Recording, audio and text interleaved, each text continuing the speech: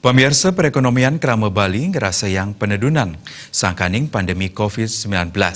Ya dia suna sapunika mangda presiden miolihang pendapatan kantun akeh selah majeng Bank Perkreditan Rakyat BPR ngemedalang kredit. Ketua Yayasan Perbarindo Bali Ketut Wardana Nguningayang, sejeroning kahanan ekonomi nedunang BPR patut setate mut ngelimbak. BPR patut nguratiang selang ngemedalang kredit ring masa pandemi COVID-19. Widang perbankan kanton Medweslah sane ageng sejeroning ngemedalang kredit, nanging BPR patut lewiyatne. Wenten widang usaha sane keni wasana kawan pandemi wenten talar sane nenten.